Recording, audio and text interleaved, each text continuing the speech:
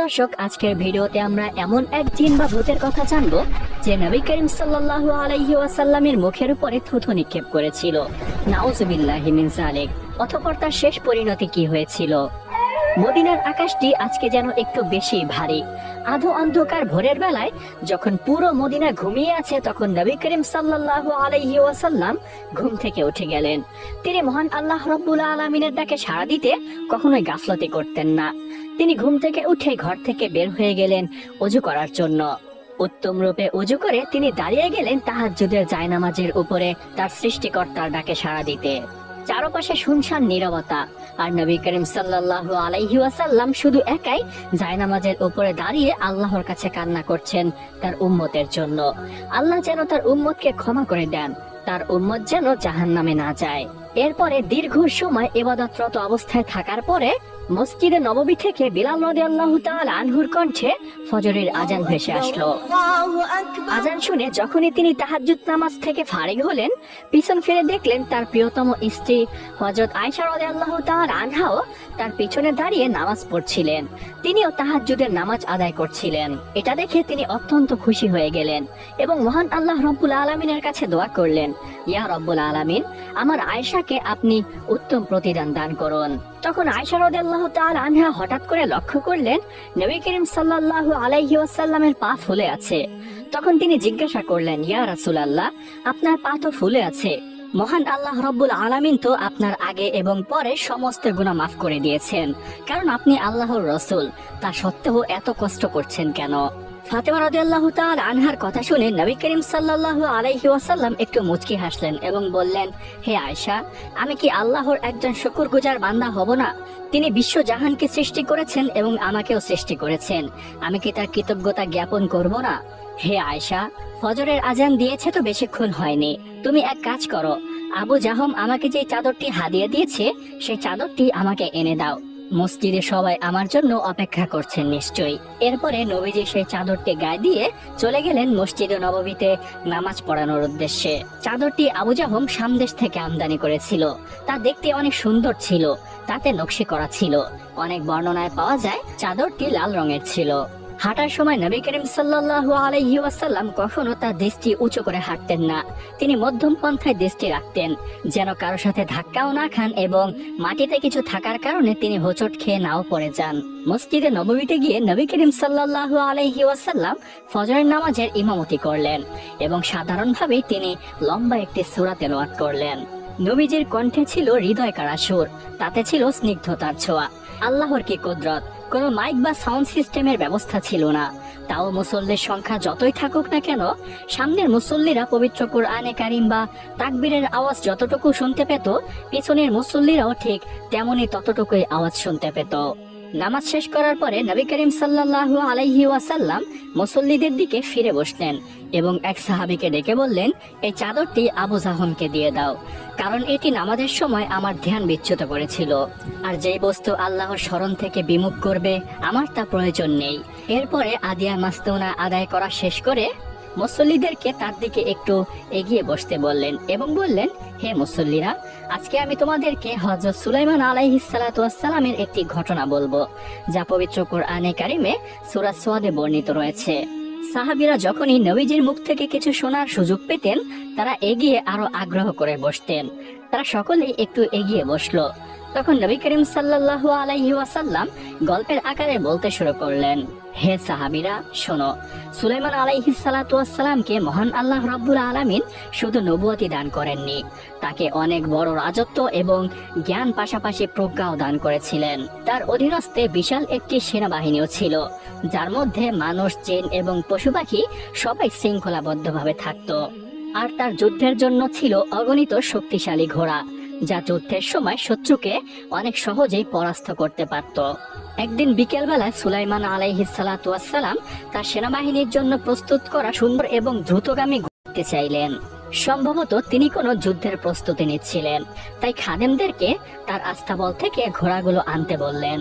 এগুলো অনেক দ্রুতগামী ঘোড়া ছিল, যা যুদ্ধের সময় ঝড়ের বেগে দৌড়াতো।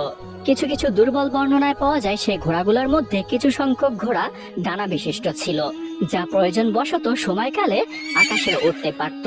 ওইগুলোকে পঙ্খিরাজ ঘোড়া নামে আখ্যায়িত করা হয়। এরপরে সেই ঘোড়াগুলোকে আনা হলো। সেগুলো অনেক সৌন্দর্য মণ্ডিত ছিল এবং অত্যন্ত দিলকশ ও অসাধারণ আকর্ষণীয় ছিল।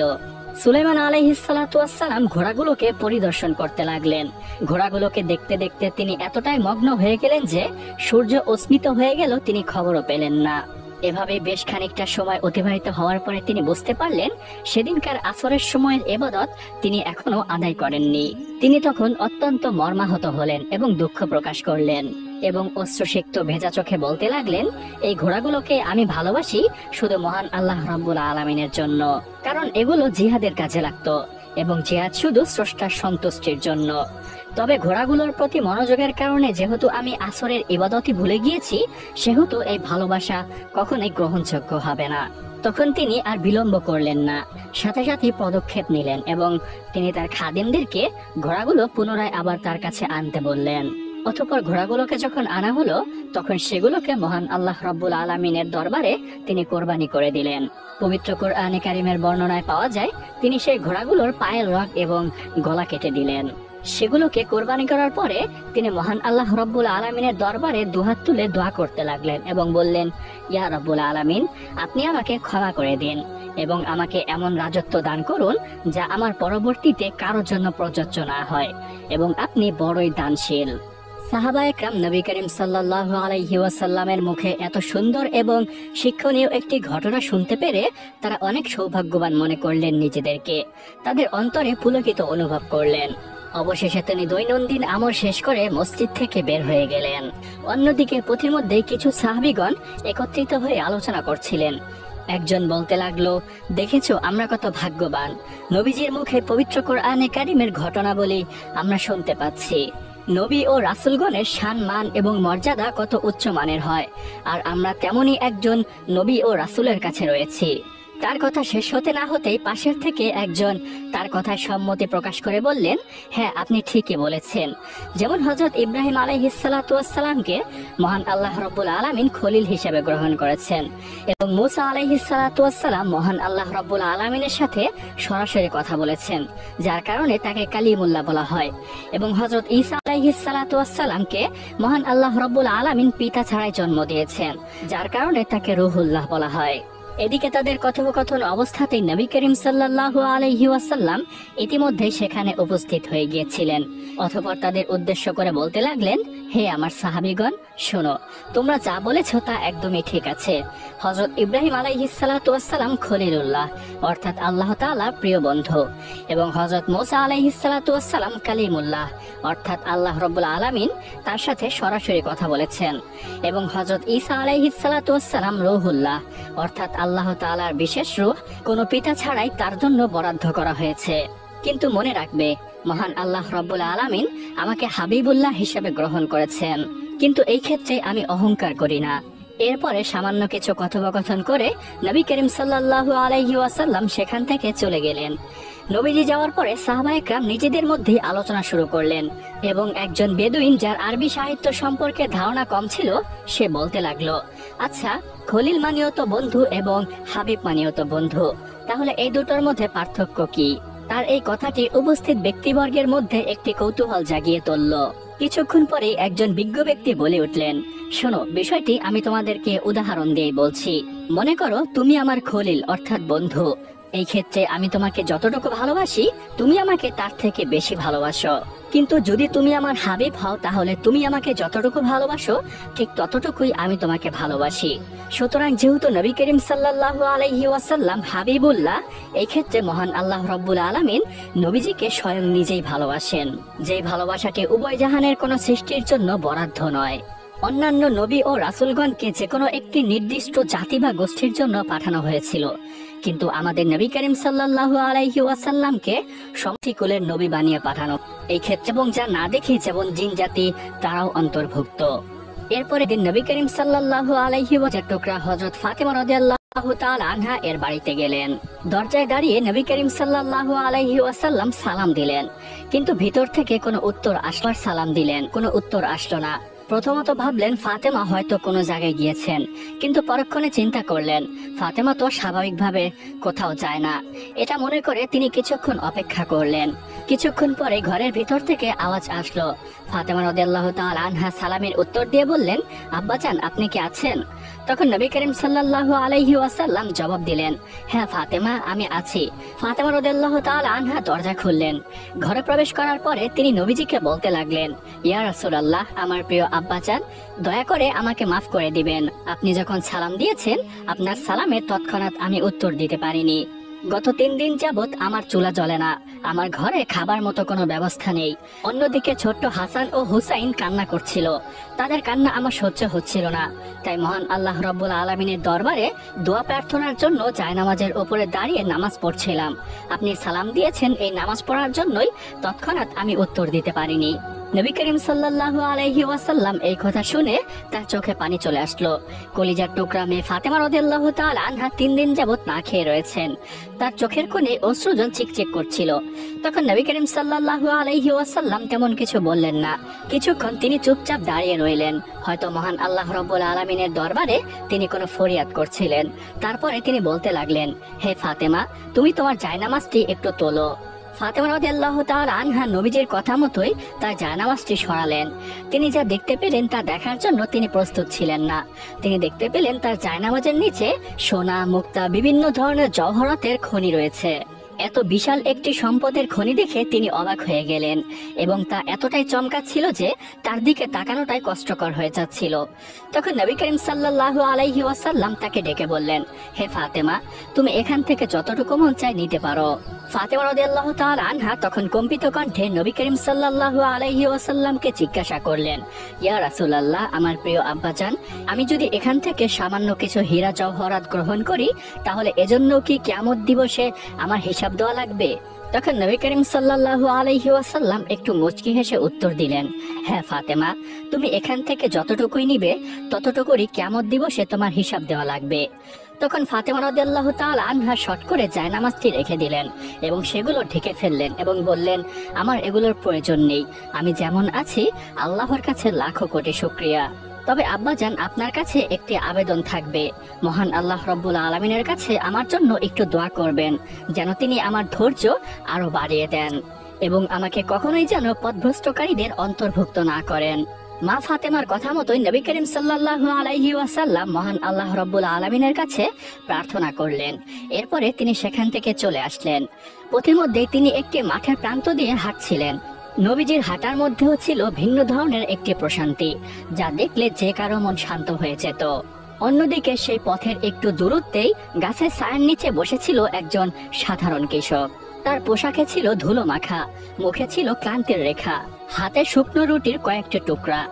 লোকটি বেশ দরিদ্র ছিল, তার নুনান্তে পান্তা ফুরাতো।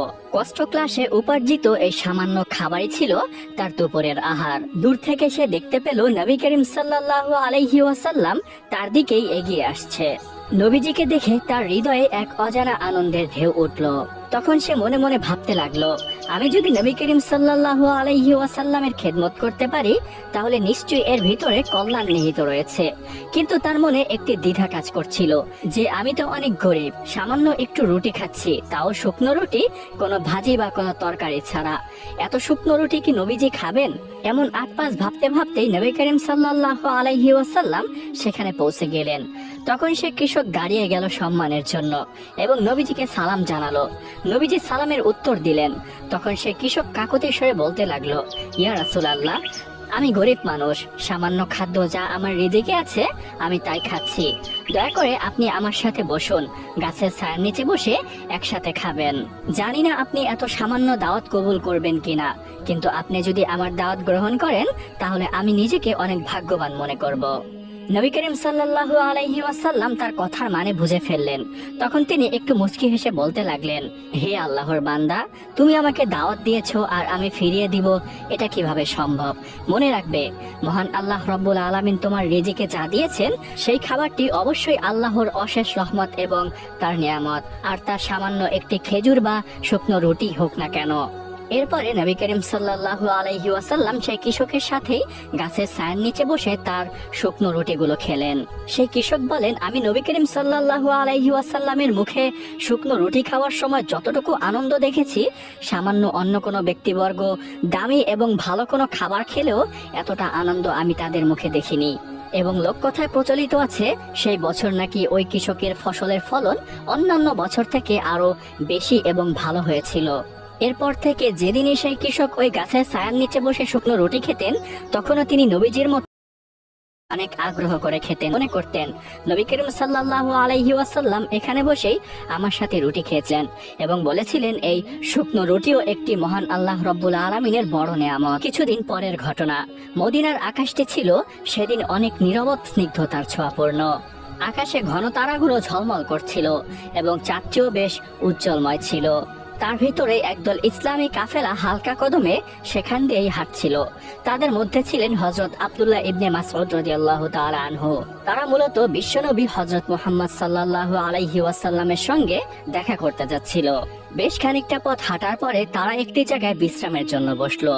তখন সফর সঙ্গীদের মধ্য থেকে একজন বলে উঠল, হে আব্দুল্লাহ ইবনে মাসউদ, আমি শুনেছি মুহাম্মদ সাল্লাল্লাহু আলাইহি ওয়াসাল্লাম বিশ্বনবী, অর্থাৎ সমস্ত সৃষ্টিকুলের জন্যই তিনি রহমত।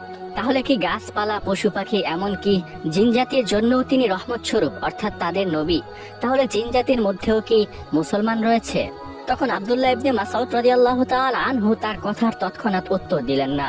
তিনি কিছুক্ষণ চুপচাপ থাকলেন, তারপরে উত্তর দিতে শুরু করলেন, হে আল্লাহর বান্দা, শোনো, মানুষের মধ্যেও যেমন ইসলাম ধর্মী এবং বিধর্মী রয়েছে, তেমনি জিনদের মাঝেও ইসলাম ধর্মী এবং বিধর্মী রয়েছে। তাহলে শোনো, একটি ঘটনা বলি। মদিনায় আসার পূর্বে নবী করিম সাল্লাল্লাহু আলাইহি ওয়াসাল্লাম যখন মক্কায় অবস্থানরত অবস্থায় জুলুম নির্যাতন সহ্য করে তাইফে সফর করেছিলেন, তখন তাইফবাসীও ইসলাম প্রচার করার অপরাধে নবী করিম সাল্লাল্লাহু আলাইহি ওয়াসাল্লামকে পাথর নিক্ষেপ করে রক্তাক্ত করে। অতঃপর তিনি যখন তাইফ থেকে ফিরে আসছিলেন, সেই সময় আমি নবী করিম সাল্লাল্লাহু আলাইহি ওয়াসাল্লামের সাথে সফর করছিলাম। তাইফ থেকে ফেরার পথে রাত হয়ে গিয়েছিল। সেই রাতটি এই রাতের মতোই ছিল। আকাশে ঘন তারা ঝলমল করছিল, চাঁদটাও সেদিন বেশ আলোকময় ছিল। সফর করতে করতে যখন আমরা মক্কার কাছাকাছি ওয়াদিয়ে নাখলায় পৌঁছলাম, তখন ফজরের ওয়াক্ত হয়ে গিয়েছিল। আমরা একটি গাছের নিচে বসে ফজরের নামাজ আদায় করছিলাম এবং নবী করিম সাল্লাল্লাহু আলাইহি ওয়াসাল্লামও আমাদের সঙ্গেই ছিল। তিনি তখন ফজরের নামাজের ইমামতি করলেন। প্রতিদিনের মতো সেদিনও নবী করিম সাল্লাল্লাহু আলাইহি ওয়াসাল্লাম একটি লম্বা সূরা তেলাওয়াত করছিলেন। কিন্তু অন্যান্য দিন থেকে সেই দিনের সুরটা একটু ব্যতিক্রম ছিল। মনে হচ্ছিল নবী করিম সাল্লাল্লাহু আলাইহি ওয়াসাল্লামের বুকটা কষ্টে ফেটে যাচ্ছিল। কিন্তু সুরটা অনেক মায়াবী ছিল, অনেক আকর্ষণীয় এবং দিলকশ ছিল। শব্দগুলো রাতের ঘুমটা কেটে ভিতরে ঢুকতে লাগলো। প্রতিটি শব্দই যেন আকাশে একটি বার্তা প্রদান করছিল। ঘটনাক্রমে সেখান দিয়ে কিছু জিন অতিক্রম করছিল। তারা মানুষের দৃষ্টি এড়িয়ে চলাফেরা করে, কিন্তু মানুষের কথা শ্রবণ করার ক্ষমতা মহান আল্লাহ রব্বুল আলামিন তাদেরকে দিয়েছেন। তারা তখন এই ওয়াদিয়া নাখলায় নবী করিম সাল্লাল্লাহু আলাইহি ওয়াসাল্লামের কণ্ঠে পবিত্র কুরআনে কারিমের তেলাওয়াত শুনতে পেল। তারা নিজেদের মতো করে পথ চলছিল, কিন্তু এত সুন্দর নবীজির কণ্ঠে পবিত্র কুরআনে কারিমের তেলাওয়াত তাদের পা যেন থমকে দিল। তারা স্থির হয়ে গেল এবং একে অপরকে বলতে লাগলো, থামো থামো, এই শব্দটি মন দিয়ে শোনো, এই যেন এক আকর্ষণীয় শব্দ। নবী করিম সাল্লাল্লাহু আলাইহি ওয়াসাল্লাম একটু থামলেন। তখনই একজন জিন বলে উঠল, আরে এটা মানুষের স্বাভাবিক কথার শব্দ, তেমন কোনো আকর্ষণীয় বিষয় নয়। তখনই নবী করিম সাল্লাল্লাহু আলাইহি ওয়াসাল্লাম পুনরায় আবার তেলাওয়াত শুরু করলেন। তিনি পড়ছিলেন আল্লাহর একত্ববাদ, দ্বীনি দাওয়াত এবং জাহান্নামের সতর্কবাণী। তখনই একজন জিন বলে উঠল, না না, এটা দুনিয়ার কোনো শব্দ নয়, এটা কোনো ঐশ্বিক শব্দ। এটা এমন ডাক যা সরল পথে চালিত করে। নিশ্চয় এই শব্দগুলো গঠন করতে সমস্ত সৃষ্টিকুল অবশ্যই অক্ষম। তার কথায় একমত পোষণ করে আরেকজন বলে উঠল, হ্যাঁ, তুমি সত্যি বলেছ। আমরা এতদিন অনেক ধরনের কথা শুনেছি, জাদুকরী বিদ্যা, জ্যোতিষী বিদ্যা এবং কবিদের মুখেও আমরা নানা ধরনের কথা শুনেছি, কিন্তু এই সুরটা, এই কথাগুলো যেন একটু ভিন্ন ধরনের। তুমি সত্যিই বলেছ, এটা কেমন যেন মনে হচ্ছে আসমান থেকে নাজিল হওয়া কোনো ঐশ্বিক বাণী। তাদের মধ্যে কারো কারো মনে কৌতূহল জাগলো, আবার কারো মন শান্ত হয়ে গেল, কারো মন আবার ভীত সন্তুষ্ট হয়ে গেল পরকালের কথা শুনে। অতঃপর নামাজ শেষ করে যখন নবী করিম সাল্লাল্লাহু আলাইহি ওয়াসাল্লাম এবং আমরা অল্প কিছু সংখ্যক সাহাবীগণ বিশ্রামের জন্য এবং আগের মাসনূনা আদায় করার জন্য বসলাম, তখনই সেই জিনগুলো নবী করিম সাল্লাল্লাহু আলাইহি ওয়াসাল্লামের কাছে এসে হাজির হলো, কিন্তু আমরা তাদেরকে দেখতে পাচ্ছিলাম না। প্রাথমিক পর্যায়ে শুধু নবী করিম সাল্লাল্লাহু আলাইহি ওয়াসাল্লাম নিজেই দেখছিলেন। তারা এসে নবীজিকে বলতে লাগলো, হে সুদর্শন ও সম্মানিত ব্যক্তি, আমরা হয়তো সঠিকভাবে আপনাকে তেমন চিনি না, কিন্তু কিছুক্ষণ পূর্বে আপনি যে বিষয়টি পাঠ করছিলেন তা আমরা অনেক মন দিয়ে শুনছিলাম। দয়া করে সেই বিষয়ে আমাদেরকে একটু বলুন। তখন নবী করিম সাল্লাল্লাহু আলাইহি ওয়াসাল্লাম তাদের উদ্দেশ্য করে বলতে লাগলেন, হে আল্লাহর সৃষ্টি জিন জাতি, শোনো, আমি হচ্ছি শেষ যুগের নবী মুহাম্মদ। আমি সবসময় মানুষকে সঠিক পথে দাওয়াত দেই, এবং তোমরা যে আওয়াজটি শুনেছো তা ছিল পবিত্র কুরআনে কারিমের তেলাওয়াত।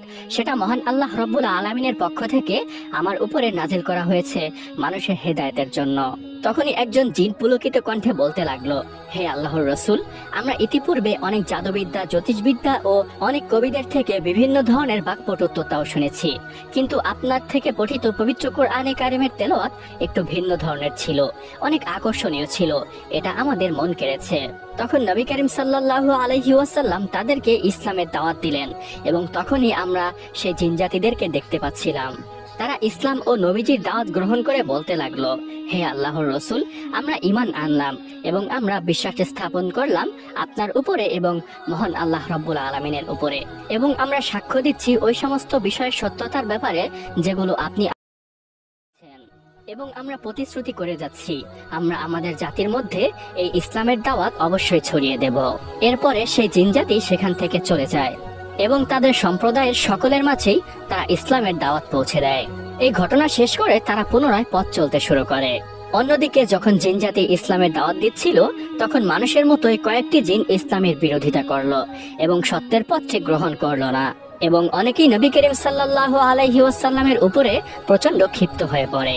অনেকে তো নবীজির উপরে আক্রমণ করেছিল, কিন্তু মহান আল্লাহ রব্বুল আলামিনের রহমত ও বরকতের ফলে তারা নবীজির কোনো ক্ষতি করতে পারেনি। এরই বেশ কিছুদিন পরের ঘটনা। মদিনার আকাশে স্নিগ্ধতা ছড়িয়ে পড়ল, আকাশের চাঁদ মৃদুভাবে আলো দিচ্ছিল।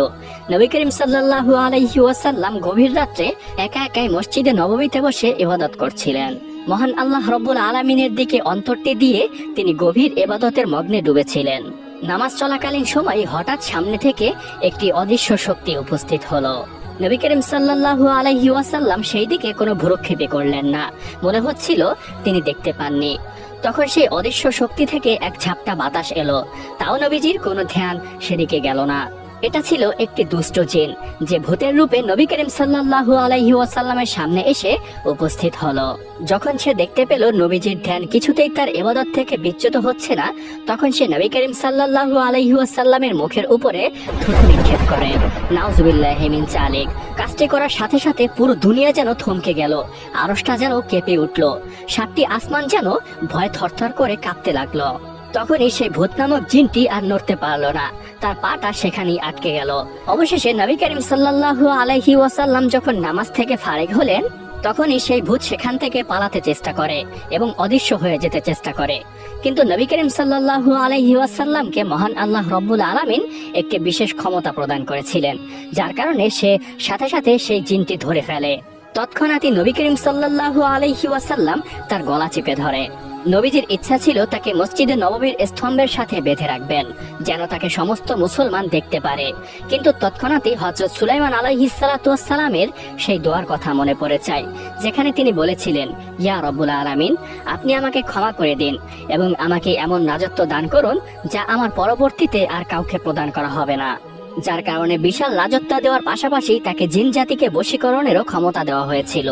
তখন তিনি বলতে লাগলেন, আল্লাহর কসম, সুলাইমান আলাইহিস সালাতু ওয়াস সালাম যদি মহান আল্লাহ রব্বুল আলামিনের কাছে প্রার্থনা না করতেন, তাহলে আজকে তোমাকে আমি মসজিদের স্তম্ভের সাথে বেঁধে রাখতাম, যেন ফজরের নামাজ আদায় করতে এসে সমস্ত মুসলমান তোমাকে দেখতে পারে এবং দিনের বেলায় মদিনার শিশুরা যেন তোমাকে নিয়ে খেলা করে। এই বলে ধিক্কার দিয়ে নবী করিম সাল্লাল্লাহু আলাইহি ওয়াসাল্লাম সেই দুষ্ট শয়তানটিকে সেখান থেকে তাড়িয়ে দেন। অতঃপর ফজরের নামাজের সময় যখন সকল মুসল্লিরা উপস্থিত হলো, তখন নবী করিম সাল্লাল্লাহু আলাইহি ওয়াসাল্লাম এই বিষয়টি তাদের সকলের কাছে খুলে বললেন এবং এটিও বললেন, আমি যখন শয়তানের গলা চিপে ধরেছিলাম, তখন তার জিহ্বার শীতলতা আমার হাতে অনুভব করেছিলাম। প্রিয় দর্শক, এই ঘটনাগুলো সহিহ হাদিসের বর্ণনা মতে পৃথক পৃথক ভাবে ঘটেছে, কিন্তু দর্শকরা মাধুর্যপূর্ণভাবে শ্রবণ করার স্বার্থে পর্যায়ক্রমে গল্পের আকারে বর্ণনা করা হয়েছে।